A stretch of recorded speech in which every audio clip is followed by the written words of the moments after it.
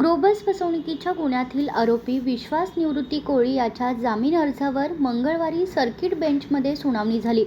या सुनावणीसाठी न्यायमूर्ती डिगे यांनी तत्कालीन पोलीस अधीक्षक महेंद्र पंडित आणि इतर 5 तपास अधिकाऱ्यांना प्रत्यक्ष उपस्थित राहून तपासाचा अहवाल सादर करण्याचे आदेश गत सुनावणीवेळी दिले होते। यानुसार तत्कालीन पोलीस अधीक्षक महेंद्र पंडित यांनी मंगळवारी न्यायालयात उपस्थित राहून तपासाची माहिती सादर केली।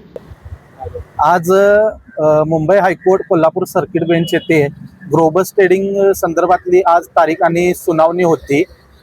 मागच्या 2 तारखेला कोर्टाने माननीय तत्कालीन एसपी व आतापर्यंत जे 5 आयोग होते त्यांना हजर राहण्याचे आदेश सांगितले होते व त्यांच्याकडे आतापर्यंत काय तपास केला याबद्दल चौकशी करण्यात आली होती।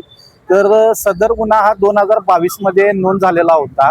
आम्ही गेले 3-4 वर्ष या संदर्भात लढा देत आहोत। 22 मध्ये गुन्हा नोंद झाल्यानंतर जवळपास हा 218 कोटीपेक्षा जास्त अमाऊंट फ्रॉड केलेला असा गुन्हा आहे।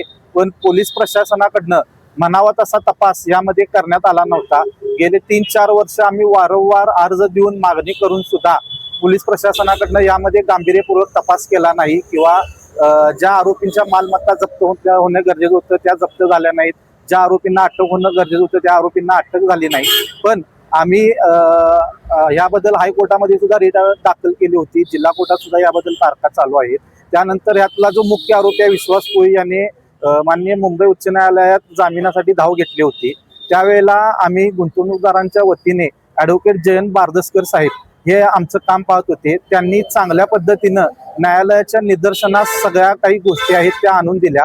त्यानंतर उच्च न्यायालयाचे न्यायाधीश जे आहेत शिवकुमार डिगे साहेब यांनी अत्यंत चांगली भूमिका यामध्ये घेतलेली आहे आणि डिगे साहेबांनी जी भूमिका घेतली आहे त्यामुळं आता गुंतवणूकदारांना एक आशा आणि आशेचा किरण दिसू लागला आहे की गोरगरीब लोकांचे पैसे आता बुडणार नाहीत, गोरगरीब लोकांचे पैसे आता आम्हाला मिळतील। कारण डिगे साहेबांनी अत्यंत यामध्ये बारकाईने लक्ष घालून कसा पोलीस प्रशासनाने यामध्ये चुकीचा तपास केला गेला, मालमत्ता जप्त केल्या गेल्या नाहीत याबद्दल आज झालेल्या सुनावणीमध्ये एसपी साहेब आज हजर होते, 5 आयोग हजर होते आणि त्याबद्दल दिघे साहेबांनी यांना जाब विचारलेला आहे व पुढची आता 19 तारीख दिलेली आहे। 19 तारखेला सगळ्यांचं म्हणणं सादर करायला सांगितलेलं आहे आणि दिघे साहेबांच्या या भूमिकेमुळं आणि बारदसकर साहेबांनी जी काय आमची सगळ्यांची बाजू चांगल्या पद्धतीने मांडली यामुळं आम्हा गुंतवणूकदारांना आता 100% खात्री पटली की आमचे पैसे कुठेही जाणार नाहीत, सगळ्यांचे सर्व पैसे सगळ्यांना परत मिळतील। आजच्या सुनावणीत एसपींना काय नेमकं ताशेरे उठले तपासावर काय नेमकं म्हणाले? एसपी साहेबांना कोर्टानं विचारलं की एसपी म्हणून तुमची भूमिका काय आहे, एसपी म्हणून तुमचं काम काय आहे।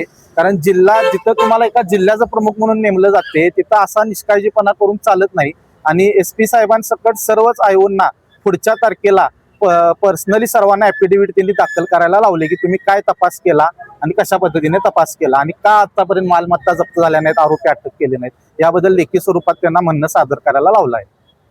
ग्रोबस ट्रेडिंग फसवणुकीच्या तपासात प्रथमदर्शनी काही त्रुटी दिसत आहेत। फिर्यादींना न्याय मिळवून देण्यासाठी तपास केला की आरोपींना वाचवण्यासाठी तपास केला ते स्पष्ट व्हायला हवे, अशा शब्दात मंगळवारी कोल्हापूर सर्किट बेंचमधील न्यायमूर्ती शिवकुमार डिगे यांनी तपास अधिकाऱ्यांना खडेबोल सुनावत तपासावर ताशेरे ओढले। तसेच 19 डिसेंबरपर्यंत सर्व तपास अधिकाऱ्यांनी स्वतंत्र प्रतिज्ञापत्र सादर करावे असा आदेश न्यायमूर्ती डिगे यांनी दिलाय।